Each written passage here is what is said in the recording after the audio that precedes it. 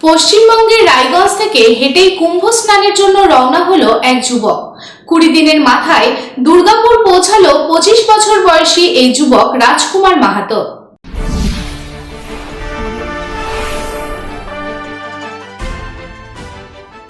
কাঁধে ব্যাগ আর তাতেই উঠছে দেশের জাতীয় পতাকা। হাঁটছেন, হেঁটেই চলেছেন মনের অদম্য ইচ্ছেকে সাথে নিয়ে। বয়স মাত্র 25। উত্তরবঙ্গের রায়গঞ্জের বাসিন্দা রাজকুমার মাহাতো বাড়িতে থেকে বেরিয়েছেন তীর্থ করার উদ্দেশ্যে। ইতিমধ্যেই রাজকুমারের 800 কিলোমিটার হাঁটা হয়ে গেছে।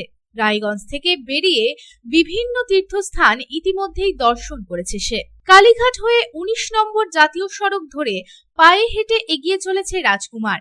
এখন তার ডেস্টিনেশন প্রয়াগরাজ মহাকুম্ভ।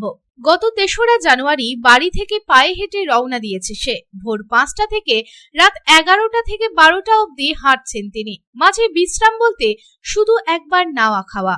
রোজ গড়ে 50 থেকে 60 কিলোমিটার পথ পায়ে হাঁটছে রাজকুমার।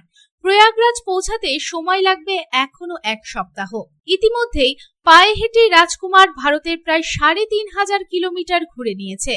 দর্শন করেছে দেশের 13টি তীর্থপীঠ। ছোট থেকেই তার নেশা ঘুরে বেড়ানো, আর পেশা বলতে ক্যারাটে। নিজেও ক্যারাটে শেখে এবং তার প্রশিক্ষণও দেন। স্বপ্ন জাতীয় স্তর ও অলিম্পিকে অংশ নিয়ে দেশের জন্য স্বর্ণপদক নিয়ে আসা। পায়ে হেঁটে মহাকুম্ভের উদ্দেশ্যে 25-এর যুবক।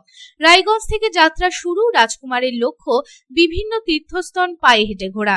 এই বিষয়ে রাজকুমার মাহাতো জানান, গত 3রা জানুয়ারি বাড়ি থেকে বেরিয়েছি। এর আগে 12টি পদযাত্রাও করেছি।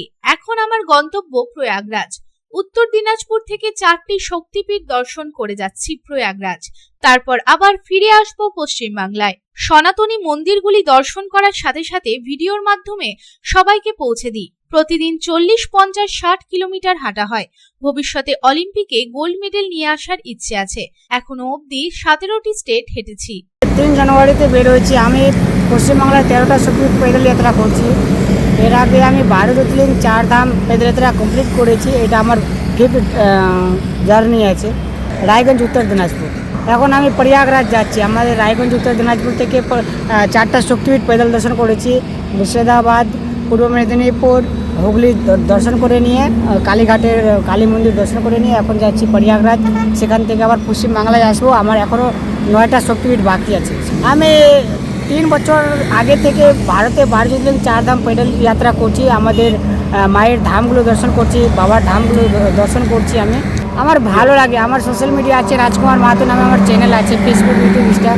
তো আমার সনাতনী ভাইদের আমার মন্দিরগুলো দর্শন করে আমার ভিডিওর মাধ্যমে। অনেকে হয় যে যেতে পারে না, পায়ে দর্শন করতে পারে না, আর আমি সেই পায়ে হেঁটে নিয়ে মন্দিরে যাই আর সবাইকে দর্শন করে। আমার ভালো লাগে। আরও 7-8 দিন লাগবে।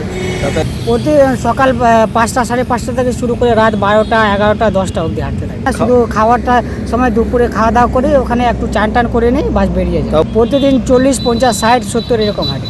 আমার মা, বাবা, দিদি সবাই আছে। দুর্গাপুর থেকে साधन रोजेर रिपोर्ट, पब्लिक टाइम्स।